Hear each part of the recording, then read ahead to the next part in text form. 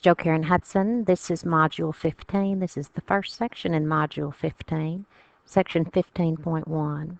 We're working on complex numbers. We'll start with some definitions.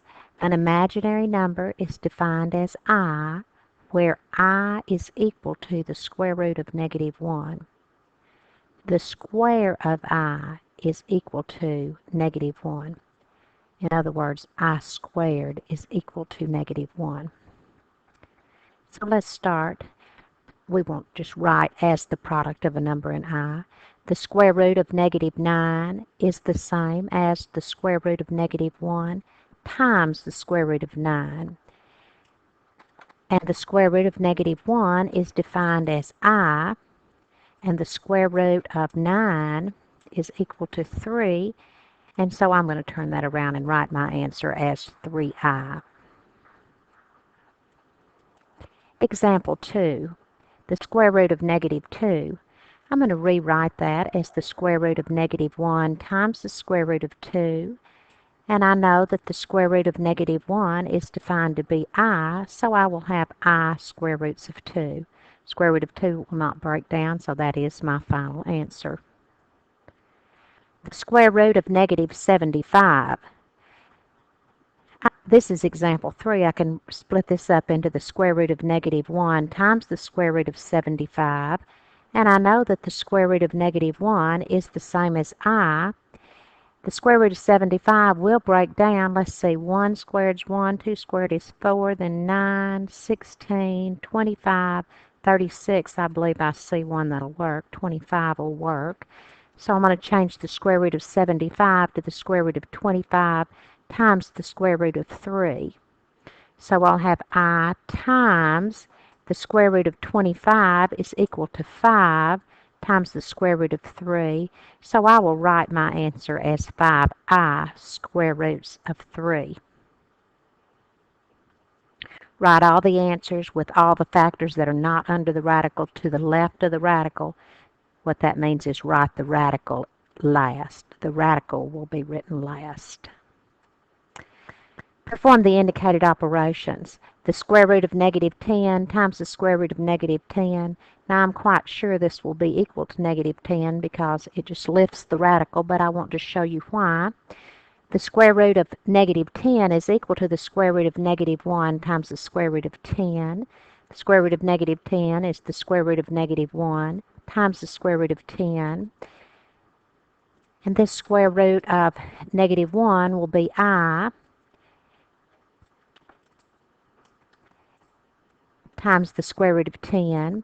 And again, the square root of -1 will be I times the square root of 10. And we know that I times I is I squared. And the square root of 10 times the square root of 10 would be the square root of 100, which is equal to 10. So now we have I squared times 10.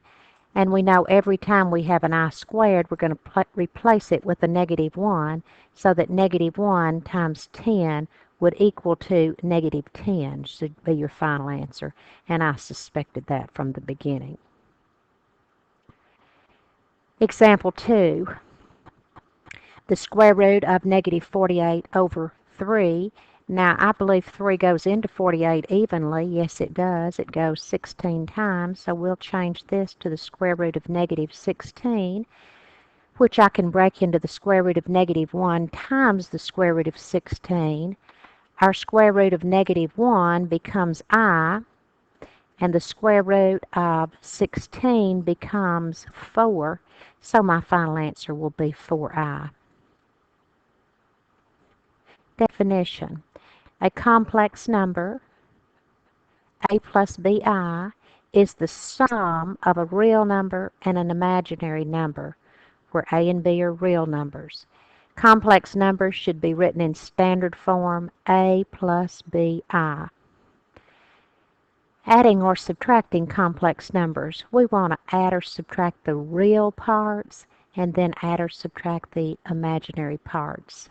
So when we're adding or subtracting this first example, we want to make sure we write the answer in a plus bi form. Example 1, we'll take the parenthesis off, 3 plus 5i plus negative 2 minus 7i. And then I'm going to combine the real parts. 3 plus negative 2 would be 1. And then I'm going to combine the imaginary parts. Positive 5i and negative 7i would be negative 2i. Example 2. 7 plus 2i. I can just take the parenthesis off that first one, but when to get the parenthesis off the second one, I'm going to have to distribute negative 1 times negative 3 is positive 3. Negative 1 times negative 5i is positive 5i. And then I'm going to add the real parts. 7 plus 3 will give me 10, and the imaginary parts 2i plus 5i will give me plus 7i. Multiplying complex numbers. We want to use the distributive property. We'll FOIL wherever necessary. We're going to combine the like terms by replace I squared with negative 1. Add the real parts and the imaginary parts. So if we want to multiply and simplify on example 1, first I'm going to multiply 7i times negative 3. 7i times negative 3 is negative 21i. And then I'm going to multiply 7i times negative 5i, and that will give me negative 35i squared. So I'll have negative 21i minus 35, and you remember every time we have an I squared, we're going to replace it with negative 1. So I'll have negative 21i plus 35. I want the answer written in standard form, so I'm going to rewrite it 35 minus 21i, so that I will have the real part first and the I part last. Example 2. This one I'm going to have to FOIL, so I will start off. 7 times negative 3 would be negative 21. The outside 7 times negative 5i would be negative 35i. The inside 2i times negative 3 would be negative 6i. And the last 2i times negative 5i would be negative 10i squared. So now we have negative 21. And when I combine negative 35i and negative 6i, I will have negative 41i minus 10. And remember, I always want to replace I squared with negative 1, so that I will have negative 21 minus 41i plus 10. And then I can combine the negative 21 and the plus 10, and I will come up with negative 11 minus 41i. This one is written in standard form with the real part first and the I part last. Example 3, this pair of them are conjugates of each other. Whenever we have conjugates, we can expect the inside and the outside parts to drop out. We don't have to write them down. I probably will. 5 times 5 is 25. The outside, 5 times negative 2i is negative 10i. The inside, 2i times 5 would be plus 10i. And the last, 2i times negative 2i would be negative 4i squared. And they do drop out as I suspected. So now I'll have 25 minus 4 times, remember we always replace I squared with negative 1. So now we'll have 25 plus 4, which is equal to 29. Dividing complex numbers. We're going to multiply the numerator and the denominator by the conjugate of the denominator. We're going to simplify the numerator and the denominator and write the answer in standard form. So starting on example 1 with 2 plus I over I.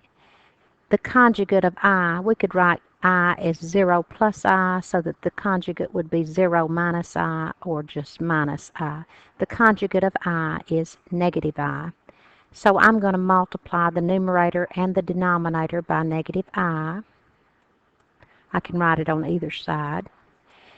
Negative I times 2 is negative 2i, and negative I times positive I is negative I squared. And negative I times I is negative I squared. Now I'm going to replace the I squares with negative 1 both times, so I will have negative 2 minus negative 1 over negative of negative 1, which would give me negative 2 plus 1 over 1. There's supposed to be an I right there.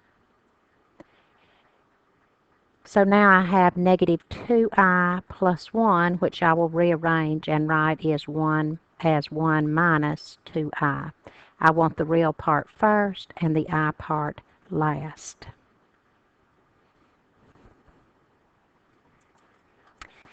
Three minus 5i, this is example 2, 3 minus 5i over 2i. The conjugate of 2i is negative 2i, so I'm going to multiply both the numerator and the denominator by negative 2i.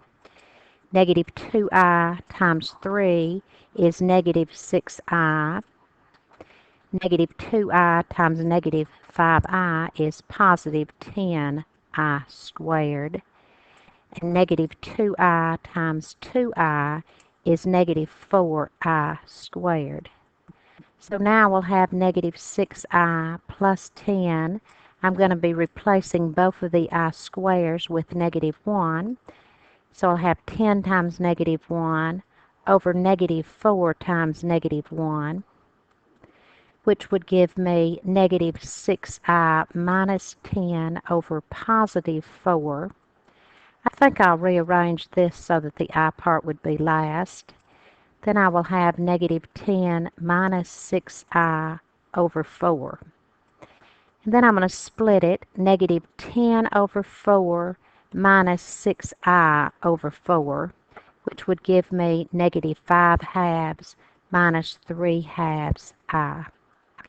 Now this one is has a lot of work in it, and you might want to check it on the calculator. If you want to type this into the calculator, you will need to type in 3 minus 5i divided by 2i. Put those in parentheses. The I is typed by doing second and a decimal point. You can do this on the calculator. If you want to check it on the calculator, it might be quite helpful. If it turns out to be a decimal, press Math, enter, enter. All right, on our next example, example 3, we have 2 plus I divided by 2 minus I. We want to multiply by the conjugate of the denominator, 2 minus I, which is 2 plus I. 2 plus I. So I'm going to FOIL these both out.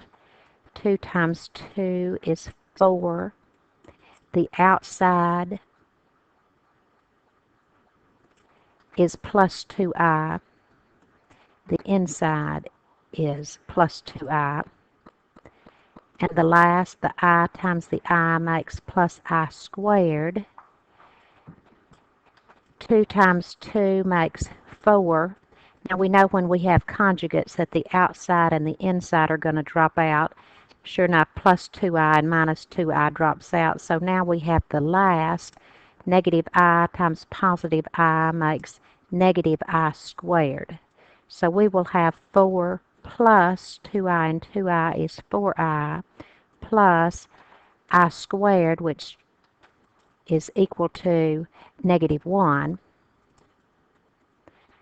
over 4 minus I squared, which is equal to negative 1.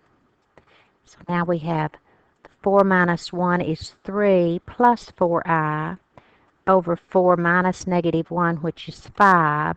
So I'm going to split that and write it as 3 over 5 plus 4 over 5i, so that I can see the I part and the real part separately. This is written in standard form with the real part first and the I part last. Our last example, we're going to multiply by 5 minus 2i by 5 minus 2i, so that we will have 5i times 5 is 25i minus 5i times negative 2i would be negative 10i squared. The first would be 25. The outside and the inside will drop out. The last will be minus 4i squared. So we have 25i minus 10. We're going to replace the I squares both time with negative 1.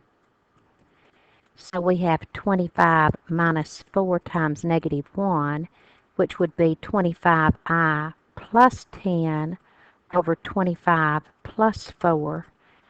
I'm going to rearrange that so that the I part will be last, so that I will have 10 plus 25i over 29, which would be 10 over 29 plus 25 over 29i. This is Jo Karen Hudson. I would like for you to do the homework on section 15.1, the quiz on section 15.1. Thank you so much and have a great day.